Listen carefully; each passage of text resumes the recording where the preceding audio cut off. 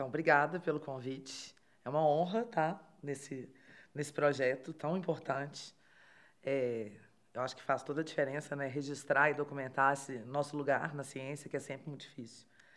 Então, eu sou Fernanda Medeiros, trabalho aqui na PUC desde 2020, final de 2020, na FCA, no curso de Publicidade. Eu dou aula de planejamento de mídia e outras disciplinas, mas especialmente planejamento de mídia.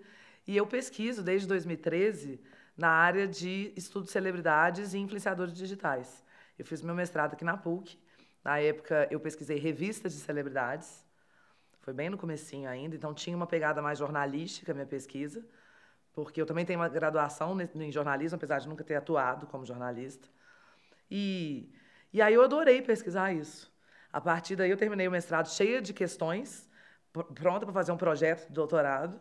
E aí no doutorado eu fui pesquisar a relação entre celebridades e públicos dentro das plataformas digitais, em especial o Instagram. E aí foi quando eu comecei também a trabalhar essa diferenciação entre celebridade e influenciador digital. Depois do doutorado, que eu defendi minha tese no final de 2020 também, eu fui convidada para um projeto aqui na PUC, no Anima. Eu coordeno hoje um núcleo de pesquisas em comunicação e teologia, chama NECT. É um núcleo dentro do Anima, PUC Minas, que pesquisa o fenômeno dos influenciadores digitais da fé, especialmente os influenciadores digitais católicos. Então, a gente terminou a pesquisa agora, uma pesquisa de 2 anos também. Nós temos 5 objetos empíricos, 4 padres e um influenciador mesmo, que não é um leigo. E a gente tem algumas impressões importantes já, não apenas sobre o fenômeno, mas sobre também a influência do fenômeno na imagem institucional da Igreja Católica e até nos atravessamentos desse fenômeno, na própria dinâmica da instituição. Então, é uma pesquisa bem legal, mas que também já aponta uma segunda parte, assim, uma segunda fase.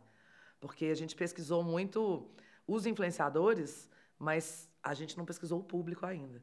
Então, a ideia agora é fazer uma outra parte, uma pesquisa de recepção, para a gente entender o que leva as pessoas a seguirem determinadas figuras. Eu lembro que eu queria fazer educação física.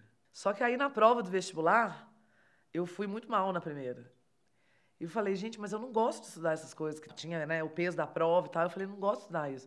E aí eu fiz um teste vocacional, com uma psicóloga e tal, e ela falou, olha, os resultados aqui, primeiro, curso de humanas, e entre eles, publicidade. Fui pesquisar, falei, publicidade eu acho legal. E eu sempre gostei, assim, eu entrei na publicidade já gostando. Eu sempre fui da comunicação, eu sempre trabalhei com comunicação, assim, desde que eu comecei a fazer publicidade, que foi meu primeiro curso. Só que eu era muito mercado, eu trabalhei com criação e redação publicitária muito tempo, assim. Logo depois que eu formei, eu saí da agência de publicidade e fui trabalhar com planejamento estratégico para desenvolvimento de imagem pública, no escritório. E aí senti falta, porque meu texto era muito para mercado de publicidade, né? Muito para anúncio, spot e tal, esse tipo de coisa, de peça. E aí eu senti falta de mais recurso textual. Então, na época, todo mundo estava indo fazer pós em marketing, eu resolvi fazer uma coisa diferente, então fui fazer uma graduação de jornalismo. E aí, no meio do caminho, eu mudei também de atuação, saí desse escritório, fui trabalhar na Unimed BH com relações institucionais. Eu atendi ali diretoria para transformar a comunicação deles com uma linguagem mais publicitária. Foi bem legal esse trabalho, eu aprendi muito.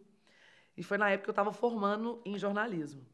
E aí, aquela coisa, né? Trabalhava o dia inteiro, estudava à noite, aquela loucura. Chegou na hora do TCC, eu falei, eu quero estudar um negócio leve, que não tenha nada a ver com a minha atuação e que eu goste muito. E aí eu resolvi ir para celebridades. Estudar celebridades, que eu achava que era muito leve. E na época não tinha muita gente ainda estudando isso no Brasil. A grande referência e única referência, assim, a maior, era a Vera França. E aí eu fui muito cara de pau, porque eu fui atrás da Vera França. Terminei, assim, meu TCC, imprimi aquela capa dura e tal, e fui atrás dela lá na UFMG, na cara de pau mesmo. Ela ficou me olhando com uma cara tipo assim, oi? Que isso? Eu fiz monitoria nesse final do curso de jornalismo, porque como eu já era do mercado, eu consegui fazer isso dentro da faculdade. Então, isso despertou em mim um negócio tipo, seria legal dar aula. Acho que eu queria dar aula. Mas eu não tinha a menor ideia que tinha que fazer um mestrado. Eu não sabia o que era. Então, quando eu terminei o curso, eu estava muito empolgada. E muito desanimada com o meu lado profissional, assim, lá na Unimed. E aí, eu tive uma oportunidade para sair da Unimed e me dedicar ao projeto de mestrado, porque aí eu descobri que tinha que fazer o mestrado. E fui atrás disso, consegui o primeiro evento de celebridades que teve no Brasil, foi aqui em Belo Horizonte. Então foi um evento assim super bacana na UFMG. E eu falei, quando eu fui no primeiro dia, eu falei, não quero mais sair daqui. É aqui que eu quero ficar. Aí conheci o Cerelli, aqui da PUC, conheci o Pedro, que hoje é professor, ele tinha acabado de passar o mestrado. Sabia nada de nada. E aí já colei no Pedro e falei, não, mas você estuda aqui? Aí ele falou, não, eu sou lá na PUC e tal, eu passei agora no mestrado. Aí ele estava me contando que o orientador dele era o Cerelli, que ia falar lá, e que ele tinha bolsa. E eu, completamente leiga, falei, mas como é que você conseguiu a bolsa? Aí ele falou, não, eu passei em primeiro lugar, todo humilde, assim. Aí eu falei, o quê? Que sorte eu ter te conhecido, eu vou colar em você mesmo. E aí foi mal, assim, interessante, porque entrei na turma de mestrado depois, logo depois do Pedro. A gente teve a oportunidade de fazer uma disciplina só do Cerelli junto, mas foi super legal. E foi isso, depois não parei mais. Aí pude conhecer a Vera França de verdade. Hoje, depois de 10 anos pesquisando nessa área, porque eu comecei lá em 2013, eu consigo enxergar, assim, muito nitidamente que celebridades são sintomas de um contemporâneo, de um determinado contemporâneo.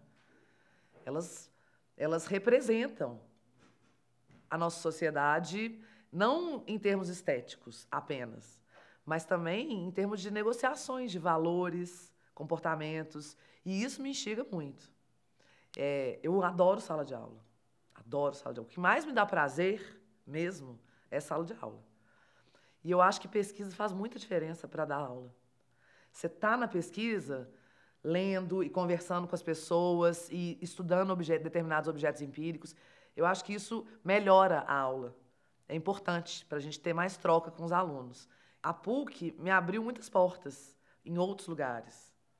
Então, em evento, as conversas também, as pontes que tem muito da comunicação, né, com o UFMG e da UFMG para outros lugares também, isso foi muito importante. E foi onde eu tive a oportunidade de começar a dar aula. Então, assim, isso mudou tudo na minha vida. Porque logo que eu terminei o mestrado, eu consegui começar a dar um minicurso aqui em 2015, como contratada e tal, né? Eu ia no São Gabriel, e aí eu tava esse minicurso que falava de blogueiras, as novas celebridades da internet. E os alunos amaram, assim, amaram isso na época. Porque tinha pouca gente falando disso. Então, isso foi muito legal também. E isso me fez criar um vínculo muito forte aqui com a PUC. Porque eu me sentia muito realizada dando aula e estando com os pesquisadores daqui. Na época que eu comecei a dar o minicurso, eu já estava fazendo meu projeto de doutorado, então isso também foi importante. Depois, quando eu passei no concurso, foi a realização de um sonho real, assim. Então, eu me sinto completamente da casa hoje em dia, assim. Uma segunda casa para mim, real, aqui na PUC. O fato de ter uma experiência de mercado forte me afastou muito da academia. E isso me gerou um gap de repertório mesmo teórico. Então, quando eu cheguei no mestrado, a minha sensação é que eu não sabia absolutamente nada do que estava sendo falado nas aulas. Eu achava que eu não tinha leitura suficiente. E aí, no doutorado, isso piorou muito. Então, isso continua sendo um desafio para mim. Porque eu sinto que eu tenho pouca leitura ainda. Eu tenho uma leitura legal, assim, um repertório teórico legal, em celebridades. Mas me falta muitas coisas ainda, entendeu? Por outro lado, também eu acho que a minha visão de mercado contribui para a pesquisa, pode contribuir para a pesquisa. Então eu fico, assim, fazendo comigo mesmo morde-a-sopra. Mas eu acho que essa parte teórica, de leitura, sabe, de ter me dedicado mais nas duas faculdades que eu fiz para essa coisa mais de leitura mesmo das disciplinas teóricas, eu acho que isso fez falta no futuro e continua fazendo. É difícil correr atrás, porque hoje em dia a gente não tem tempo, que é uma outra grande dificuldade, né? Eu acho também que o incentivo financeiro, a gente não pode deixar de falar disso. Porque se entrar numa pesquisa e se dedicar à pesquisa, na época que eu fiz o mestrado, eu estava em outro momento de vida. Então eu pude me dedicar quase que exclusivamente ao mestrado. Na época do doutorado, e já são 4 anos, eu não tive a menor possibilidade de fazer isso.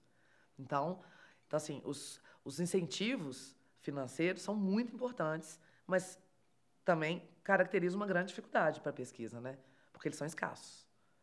Eu falo muito isso, né? Assim, que tem muita mulher, a gente é maioria aqui na comunicação, na publicidade. Eu falo isso muito dentro da sala de aula, porque é muito nítido. Tem muito mais menina do que menino.